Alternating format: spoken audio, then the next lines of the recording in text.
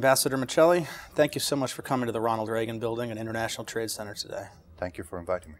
We had a chance to meet last year, and I really appreciate you coming in to talk with us today. I was just wondering if you could tell our listeners a little bit about your goals while you're here in Washington, D.C., representing Malta. Well, our goals on a bilateral basis are essentially twofold, or threefold, in fact. One is to obtain the visa waiver, which we've obtained. Two was to complete the double taxation agreement, which we have just obtained. And three is basically to attract business investment from America to Malta. Could you tell me a little bit about the visa waiver that you mentioned? Is that for tourism, business? The visa waiver is essentially, it is a reciprocation of a waiver which we had already granted several years back to Americans to be able to come to Malta without the requirement of a visa. We were the only country, well, one of the few countries outstanding at the time from Europe which did not have a visa waiver. I see. And on the basis of basically I suppose, the security of the system in Malta and the fact that Maltese had a very good reputation, we obtained that. I think it was one of the last acts that President Bush signed. And you had mentioned a taxation treaty. Could you tell us a little bit about that? Taxation avoidance treaty. Basically, it is a way of avoiding that either Americans who vest in Malta or vice versa, Maltese who vest in North America, pay tax twice.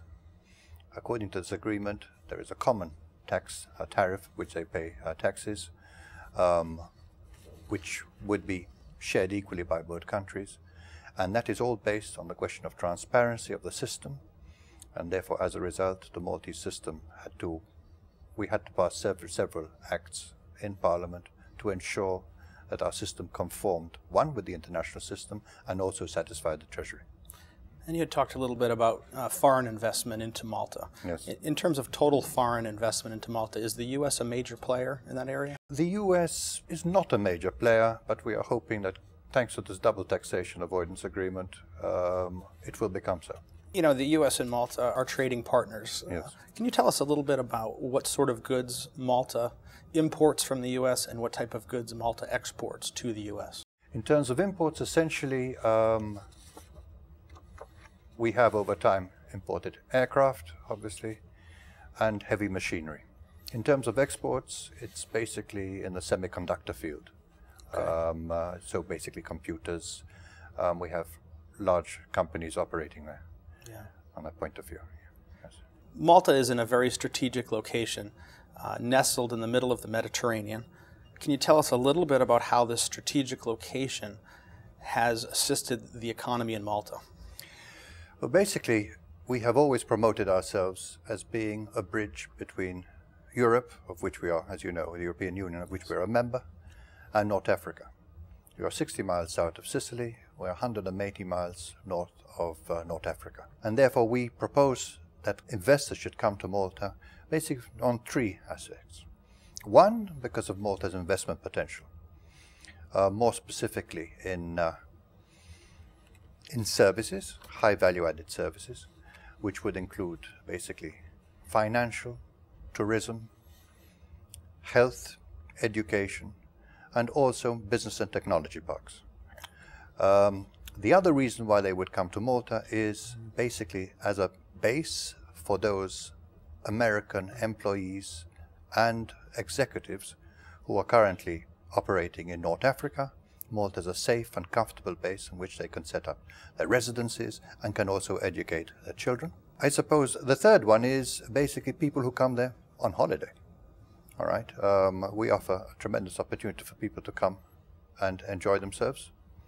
They have 7,500 years of history, which they can experience in the short space of 10 days.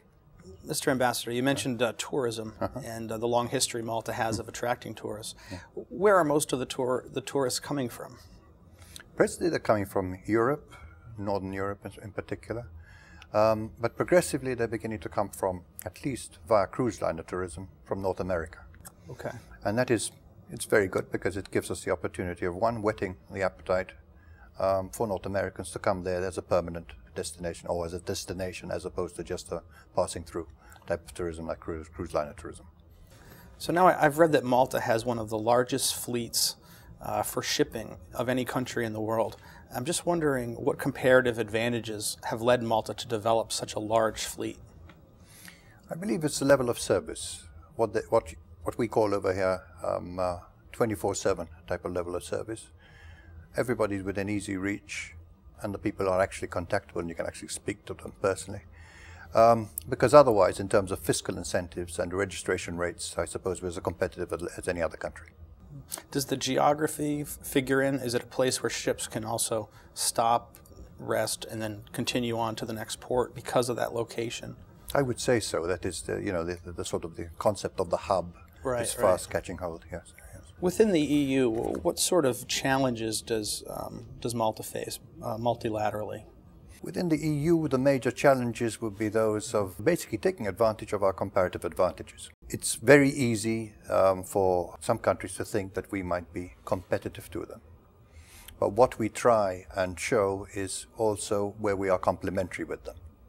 To give you an example, we're at the southern end of Europe, and at the same time, we are in tourism, but we look upon, for example, the Baltic states as being complementary rather than competitive.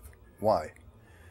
Because it is in their interest to come and visit a place like Malta when their countries are right in the heart of winter, when it's extremely cold, and they can find in Malta very comfortable winters. On the other hand, Maltese could very much enjoy going to the Baltic states in summer, when for them they find a relatively cool environment. Now, as you look out 5 or 10 years into the horizon, in the relatively short term, what industry sectors do you expect would have the greatest growth? Would it be tourism or trade shows, shipping, medical equipment, or something else? Well, we're essentially concentrating on certain key sectors. One is financial, specialized financial service, basically mostly financial service. There would tend to be services, okay? We're talking about specialized financial services, tourism, health, education, business and technology parks, and also ship registration. What impact has the recent downturn in the economy had on Malta? Thankfully, not so great, because we're fortunate in so far that the solidity of the banks and the stability of the currency, which at that time was the euro, enabled us to absorb most of the impact. I would say, in terms of the actual effect, the negative effect was not half, in fact, as severe as it would have been for the average EU country. From what I know, our unemployment peaked about 6.9%, whereas it was, at least at the end of, I believe, the mid-2010, it was about 9.6% for the whole of Europe. Our GDP contraction was, I believe, in the region of 2.1%, whereas for the whole of Europe it averaged about 4.1%. So relatively speaking, we are quite secure there. It doesn't mean we can't work more, doesn't mean we can't do better. Another reason why I believe we managed to absorb that impact was because we had already started moving out of, shall we say, the structurally unsound sectors of the economy into the current sectors, which are basically the high value added services which I mentioned to you earlier. So the housing sector never had a big dip the way it did in the US and in parts of Europe? I think the housing sector is beyond compare, for the simple reason that everybody owns a house in Malta. And because the banking sector is so stable, everybody, first of all, the bank requires a substantial amount of down payment before you even buy a house. And besides which, everybody knows everybody else. So if there's somebody who is not exactly reliable enough, he wouldn't get a loan in the first place.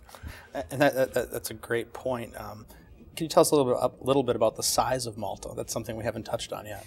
The size of Malta, the actual size is 121 square miles, which, as you can imagine, is not very big. The population is 400,000, which is not insignificant. we don't have any precious metals or precious stones. What we have is hardworking people. And much of that hard work, I would have to say, is the result of several years of domination by different Europeans. The most beneficial, and it's still a moot point, but the most beneficial, I would say, was the British domination, which besides giving us a strict discipline, you will find, for example, in all of the barracks, you will always find a clock tower. It seems to mean something. And so forth. And Mediterranean most probably is very, very important. And you will find that the Maltese stop at pedestrian crosses automatically. Traffic lights, they keep queues, or what we call here lineups. We even consume tea more than coffee. So the British has given us something, but the most important thing they have given us is the English language. In terms of the primary language in Malta, is the primary language English? The primary language is English. We have inherited a language which was given to us by the Phoenicians in the 2nd millennium BC, which is a language which originated in Lebanon, but reached us via the most successful Phoenician colony, which was Carthage. And it is Semitic, but it's written in Roman script. It has a predominance of Italian words, and is pronounced very European-like.